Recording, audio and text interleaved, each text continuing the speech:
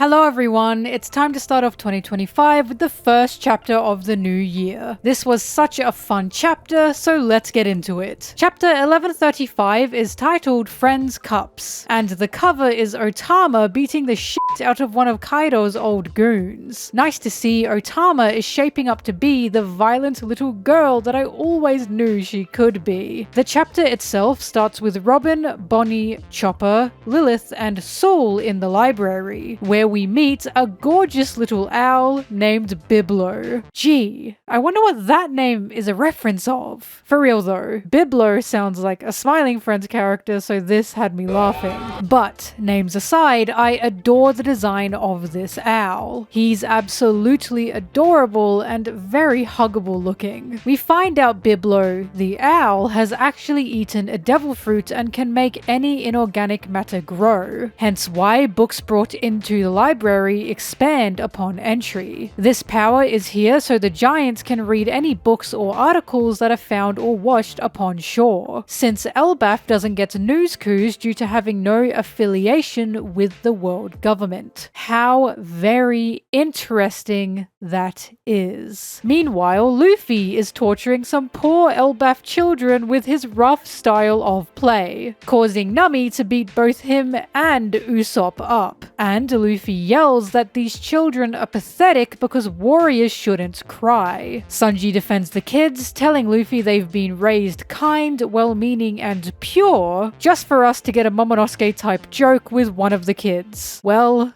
Oda will be Oda, but I thought it was a nice touch that Sanji was the one defending these crying children, considering his own childhood. As Luffy and Usopp remorse the loss of Elbaf's warrior ways, Colin comes out of nowhere to try and fight Luffy. And Luffy uses Gear 3 on a child. Kill him, Luffy! Look, guys, we have to remember Luffy's childhood was falling off cliffs and beating up crocodiles and grizzly bears. Luffy is happy to meet a kid with a backbone, and in a twist I wasn't expecting, Colin turns out to be the outcast of Elbaf. The other kids call him a wild child, yelling that he doesn't even go to school, and Colin yells that they're all sniveling weaklings. We then find out Ripley is actually Colin's mother?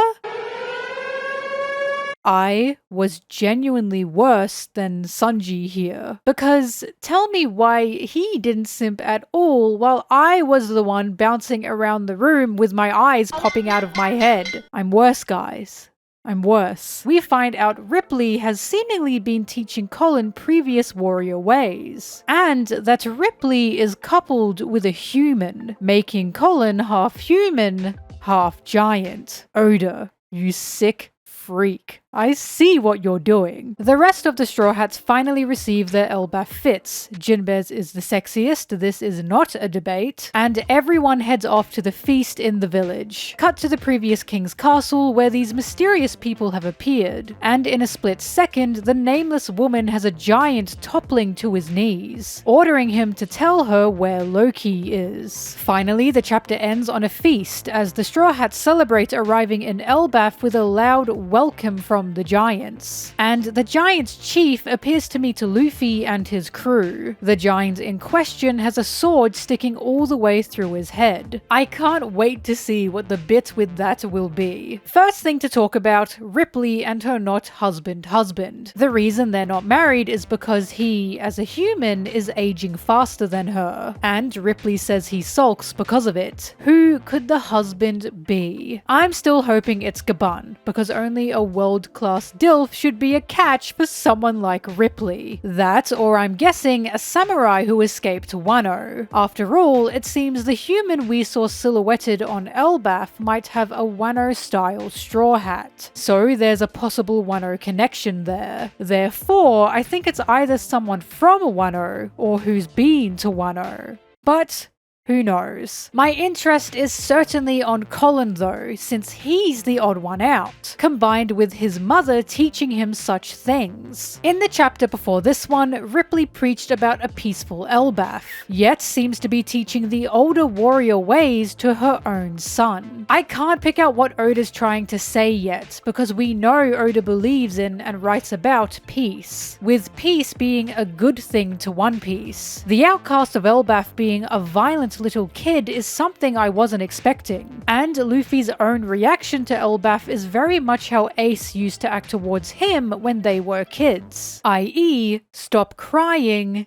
it's annoying. I do believe Oda is still presenting these kind of children as a good thing, due to both Nami and Sanji defending them, and due to One Piece's own messages of the new generation being important and good for the world. I still think this might be a fake, artificial peace within Elbaf, and that Elbaf could be hiding some history they're not proud to share. But I don't know. I'm just very excited to see how this pans out. I have nothing to say about the mysterious people in the castle, who could be holy knights. Just that I'm interested in why they want Loki and what their powers could be. I'm also incredibly interested in the News Crew situation. I thought everyone got News Crew newspapers, but as it turns out, if you're not affiliated with the world government, you get no news about the world. So the world government withholds global information from nations that don't partner with them. That's surely another level of dastardly that Oda will get further into at another time. And finally, once again, my eyes are locked on Zoro. It's damn fascinating that this arc starts with a feast, because feasts are usually reserved for the end of arcs, when the battle is over and the peace has been somewhat restored. Yet, in all those feasts, Zoro has been enjoying himself. Believe it or not, Zoro is not a stoic